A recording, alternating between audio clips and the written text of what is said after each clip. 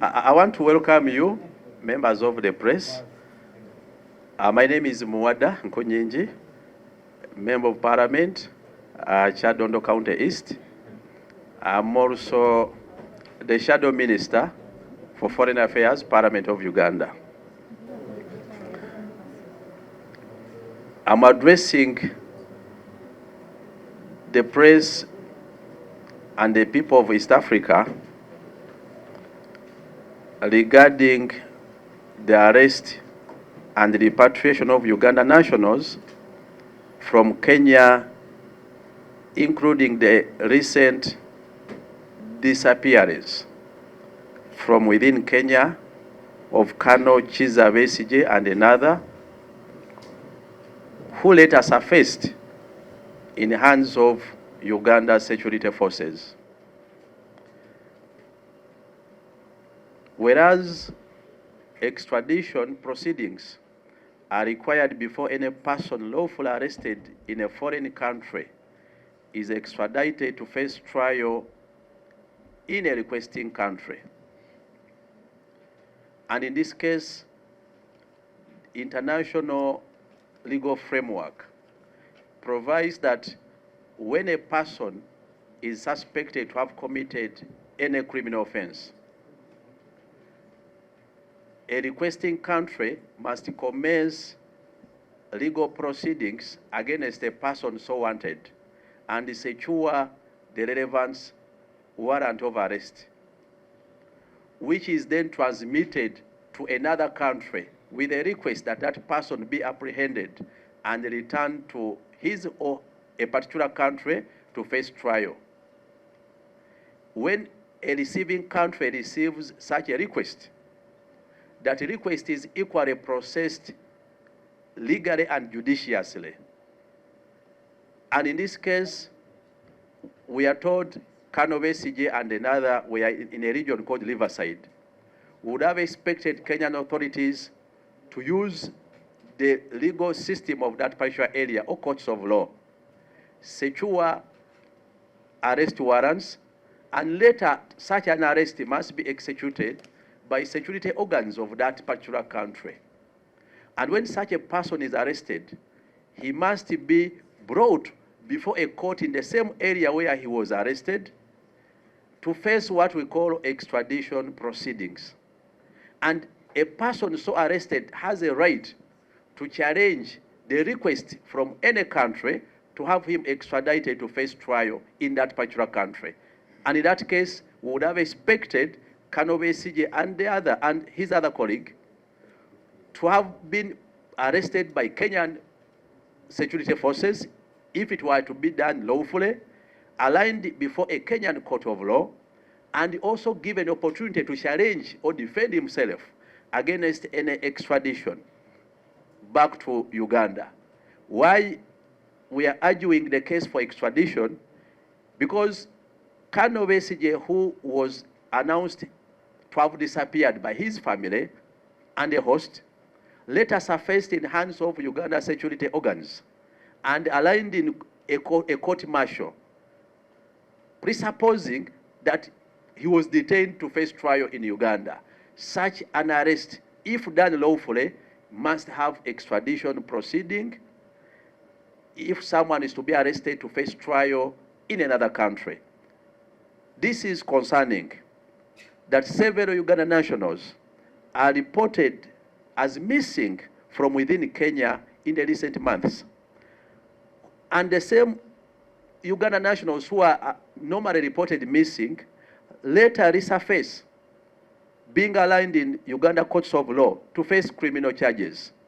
And this has been consistently done without extradition proceedings in Kenya. Right, Colonel Besigye was widely reported in the media to have gone missing in Kenya, but days later surfaced in hands of Uganda security forces and aligned in Uganda court martial. A few months ago, we had some youths belonging to FDC Katonga were detained and later charged in the same manner. This trend of arrest and disappearance of Uganda citizens in Kenya plus the continued disregard of extradition proceedings is concerning and compromises universal rights and security of persons within the East African community. I urge Kenyan government to observe the requisite norms of extradition for all persons upon a request by any state, including a request by Uganda, if any. Kenya and Uganda authorities must offer clarity on this development and assurances to citizens. As far as I know as a shadow minister, the East African Treaty and protocols retained borders between East African countries, including borders within Uganda and Kenya. What was waived is the requirement of paying for a visa, but you must receive clearance at every boundary or border entry. We are certain that Kiiza Besigye must have been cleared at the boundaries and borders of Kenya, presupposing that Kenya is fully aware that Kiiza Besigye was in Kenya. If he was reported missing and has now resurfaced in hands of Uganda security organs, you owe the people of Uganda and the people of Kenya clarity. How then could this have happened for someone who crossed formerly the boundaries of Uganda and Kenya, entered Kenya, now to resurface in the hands of Uganda security organs without any record of extradition proceedings if he was actually wanted on criminal charges and offenses? Without preempting the trial and the proceedings, we are concerned that there were no extradition proceedings reported. And we want to task Uganda and Kenyan authorities to substantiate and offer an explanation to the people of East Africa as an assurance. Otherwise, Ugandans are now scared in Kenya, and Kenyans are scared of visiting Uganda. Equally, other nationals within the East African community have reservations and concerns. A while ago, as we were interrogating MPs from the Democratic Republic of Congo, they also raised the concerns that their constituents or their population has concerns over the East African community, whether it is a realistic framework to protect all nationals and citizens of East Africa. As people of Uganda, we remain friends, and we like people of Kenya. We shall continue with good relations with the people of Kenya. We want those in power to substantiate their actions and omissions that are done in total disregard of the established legal framework. I want to thank you, but I've also received concerns from the Ugandan public. And we want to seek clarity and justification on how a one Muzungu border was deported from Uganda.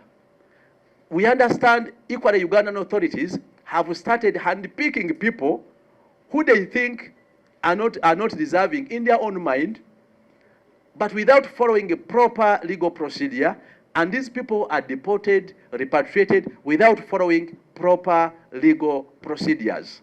This is concerning, that equally other nationals are raising concerns. So we want to get answers on how a one Muzungu border was deported from Uganda or repatriated, what circumstances, what offense, because equally the Ugandan public is concerned that some people are being handpicked.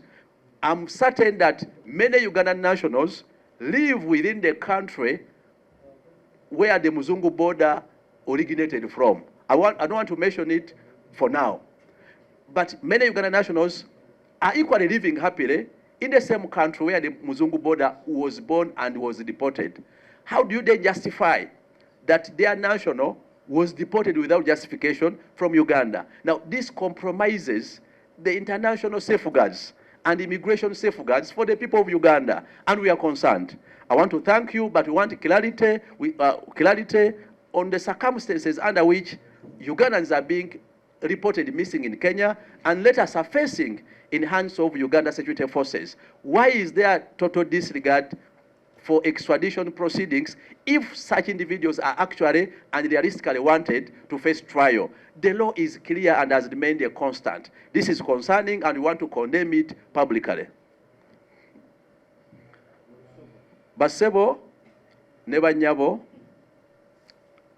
amanya Muwadda Nkunyinyi opposition oba ekisikirize akwatibwako ensonga z'amawanga amalala. Leero mbayisa okwogera ku nsonga y'Abannayuganda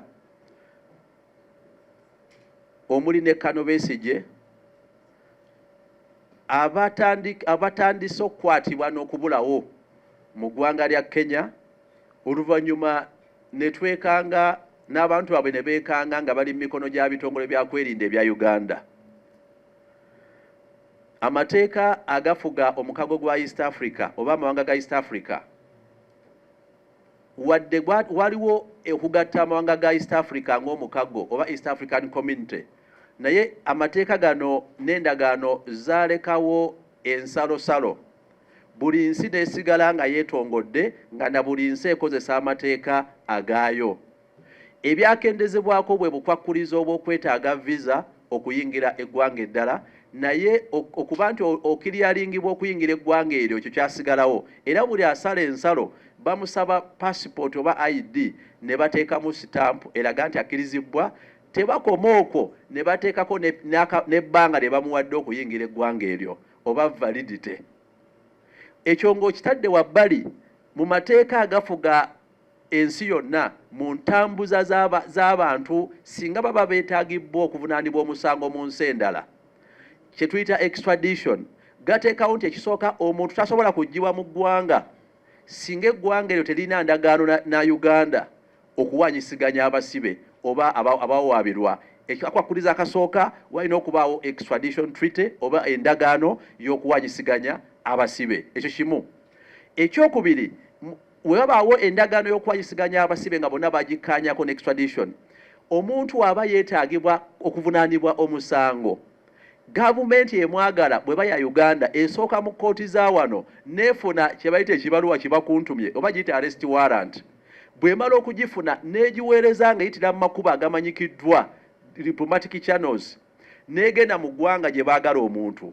Eggwanga lye basabye omuntu ne linoonya omuntu oyo waali, bw'abanga nga bwe batugambye nti Kiiza Besigye yabadde mu Riverside, ne bagenda mu kkooti eri awo ne bagisaba olukusa oba warrant ebakkirize okukwata omuntu oyo, era abakikola balina kuba basirikale b'eyensi.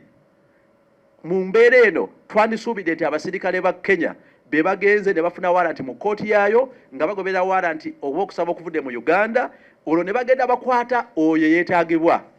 Bwe bamala omukwata nga bwe kiwulira alina kutwalibwa mu kkooti, olwo ne bateekawo kye bayita extradition proceedings oba okuwuliriza oba okumulaga obujulizi n'okuwaayo obujulizi mu kkooti lwaki omuntu oyo yeetaagibwa okukwatibwa n'okuddizibwa mu ggwanga erimusabye okuwoza. Era omuntu yenna agenda okuzzibwa aweebwa olukusa oba right mu mateeka okusooka naye okwewozaako n'okuwakanya okuddizibwa. Buli we kibuusibwa amaaso oba togoberedde nkola erambikibwa mu mateeka oba gye tuyita extradition, ekyogerwako era ekibadde mu mawulire ne babadde bakyaziza Kiiza Besigye kiraga nti bwe yakwatibwa teyazzeemu kulabibwako. Eyamukyazizza yavuddeyo mu public n'agamba nti n'emmotoka eyabadde mukimye yasigadde mulinze, bategedde luvannyuma nti kati ali mikono gy'abakwerinda mu ggwanga lya Uganda.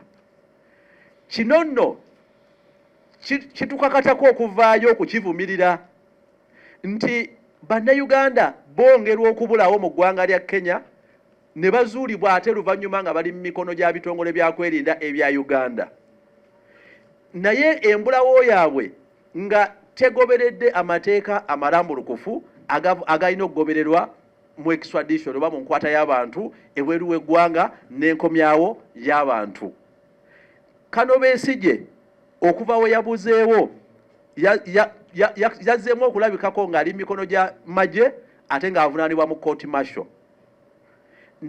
N'emabegako awo waliwo abavubuka abasukka mu 3 abeefuddisi Katonga, era nabo aboogerwako nti bakwatibwa mu ggwanga lya Kenya ne babuzibwawo ne baddamu okulabika nga bali mu mikono gya byakwerinda ebya Uganda nga bateekeddwa mu court martial.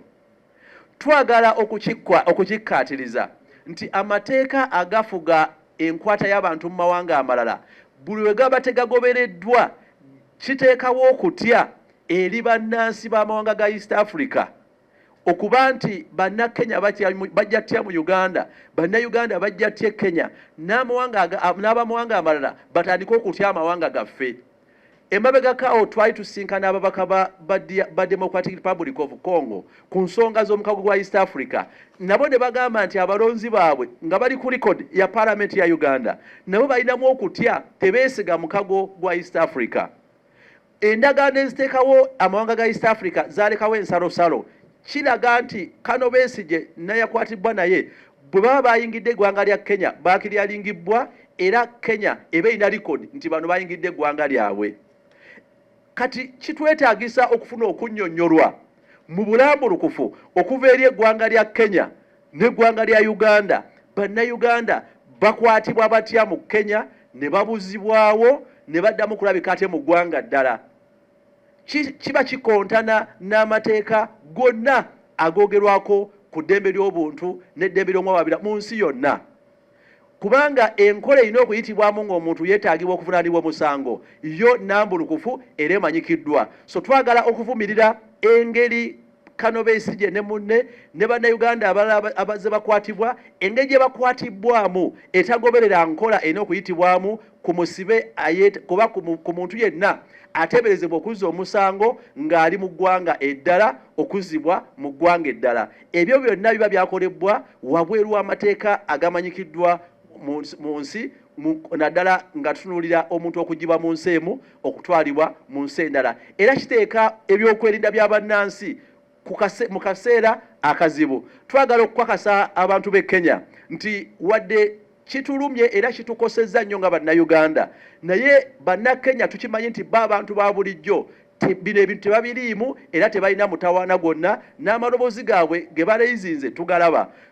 Ebibuuzo bye twagala okuddibwamu biri eri abakulembeze ab'amawanga gano erya Kenya n'erya Uganda okutunnyonnyola kati biki bye batandise okukola wakati w'amawanga gano ebikosa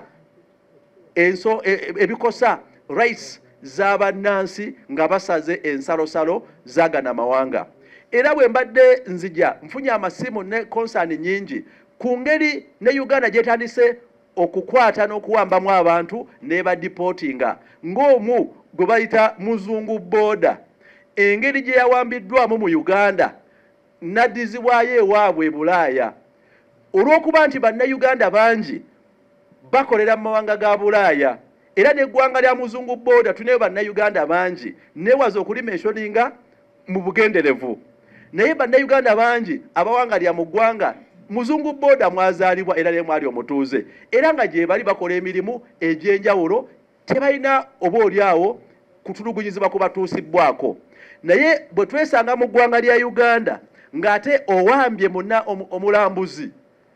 omulambuzi n'omuzaayo nga togoberedde mateeka nga bwe twalabye, ekyo nakyo kireetawo ebibuuzo bingi. Era tujja kunoonyereza bameka abaakawambibwa mu ggwanga lya Uganda olwo ne baddizibwayo nga tetutegedde oba nga tebagoberedde mateeka. So tulina twagala okukubiriza eggwanga lya Uganda n'ebitongole ebyokwerinda, amateeka weegali.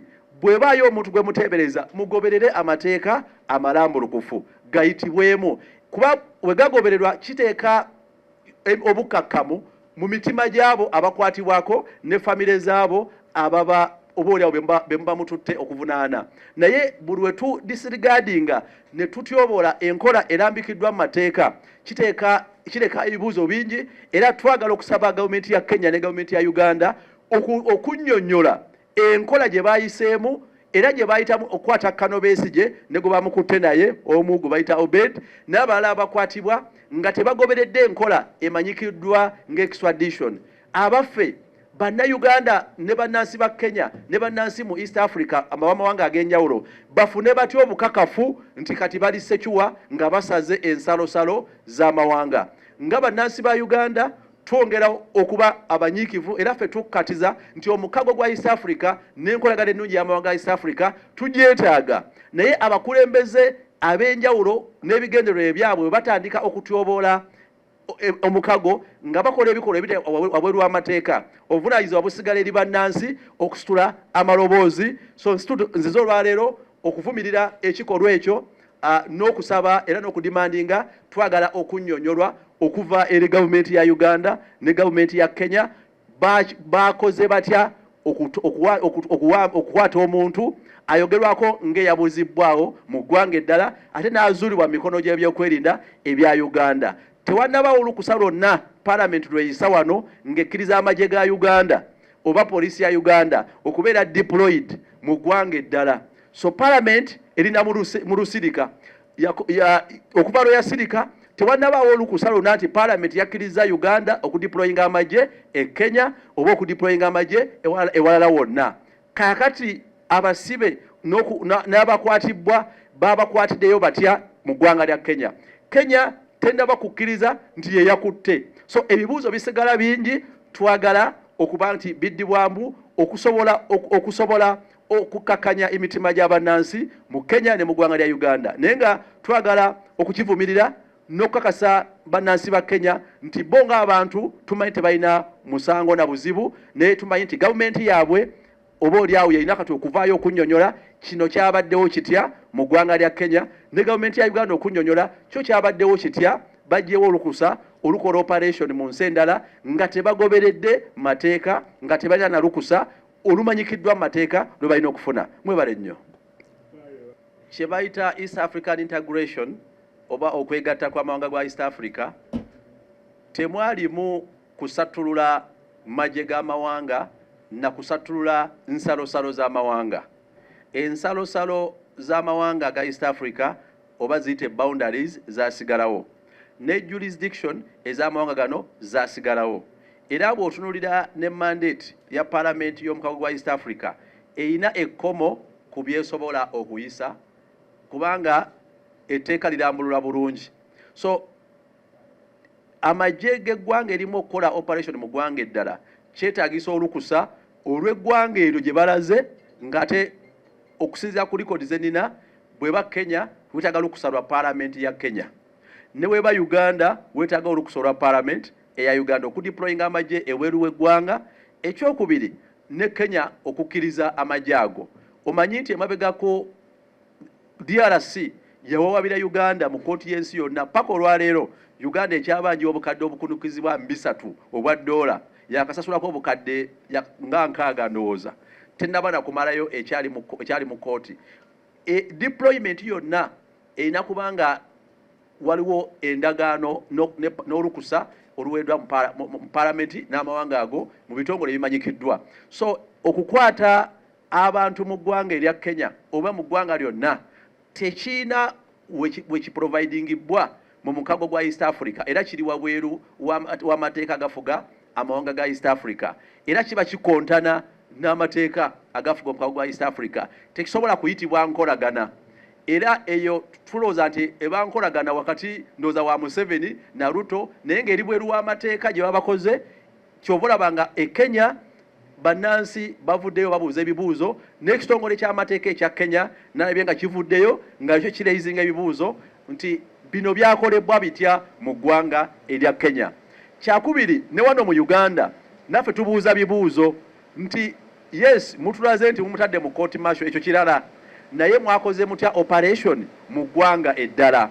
Era ebibuuzo byaffe kati bikyali ku level ya mukola mutya operation mu ggwanga eddala nga tegoberedde mateeka, ate nga ne webanga yandikolebwa ng'egobedde amateeka era ebirina okukolebwa birala, nti ebitongole birina okukola okukwata omuntu yenna yandibadde ebitongole byakwerinda eby'eggwanga erya Kenya.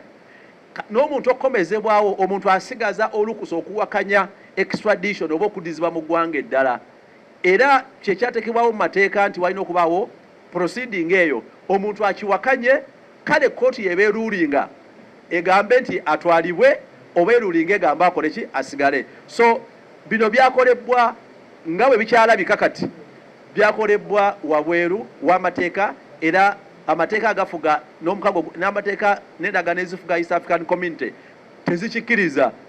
Bw'otunulira ku bakwatibwa n'abakayiganya ennaku zino, ekisooka bangi bannansi abatali bano bannabyabufuzi ababadde nabo bakwatibwa mu ngeri bw'etyo, naye nga tebaliiko nnyo balondoozi wadde kamera. Naye kasita kyatandise oba oliawo ne kati ku bannabyabufuzi nabo tulina okuvaayo nga tukiikirira amaloboozi ag'abannabyabufuzi abakwatibwa ne bannansi sekinnoomu ababadde bakwatibwa ne bawanyisiganyizibwa amawanga nga tewaliwo okugoberera amateeka agalambikiddwa. Newankubadde ng'era tosobola kukyawula nakiba nti kandi bakagenderera ak'okutandika okutaayiza bannabyabufuzi naddala ab'opposition mu ggwanga lya Uganda okutalaaga n'okwetaaya mu nsi yonna, naddala singa obanga obakwata nga togoberedde nkola eyitibwamu mu mateeka. Omuntu singa aba ateeberezebwa omusango, nkirambuludde wano, amateeka agayitibwamu okukwata omuntu oyo gamanyikiddwa.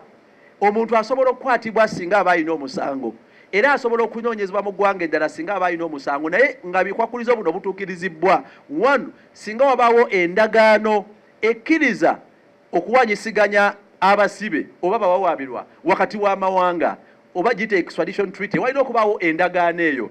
Tosobola kugenda kukwata muntu oba kuteekayo proceedings ezo mu nsi etalina ndagaano naawe, era teba n'obligation kuwa muntu oyo. Ako akwakuliza akola ki? Akasooka.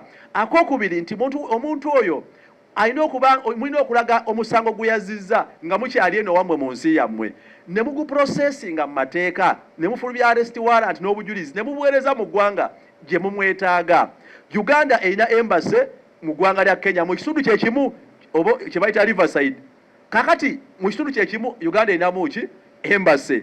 Uganda erina Ministry of Foreign Affairs wano, but twagala obujulizi nti basoose ne batwala mu kooti wano ne batransmittinga request ya arrest warrant paka mu ggwanga lya Kenya. Bwetuuka eri erina okuteekebwa mu nkola abasirikale ne security organs nga za Kenya mu mbeera ng'eyo, era erina okugenda mu kooti mu kitundu omuntu gwe bamwagala waali, olwo kooti nekkiriza warrant eyo neragira abasirikale nga ba Kenya okweexecutinga okukwata kw'oyo omuntu. So ebyo byonna bikyali bibuuzo nti okuva Kiiza Besigye n'abalala bakwatibbwa. Kati ku nsonga eno waliwo Kiiza Besigye tewaliwo bukakafu bulaga nti basirikale ba Kenya be bamukutte, nti era bamututte mu kooti n'asooka ateekebwa mu kwewozaako extradition, awakanye oba akkirize oba kooti emusingise nti asaanidde okukomezebwawo.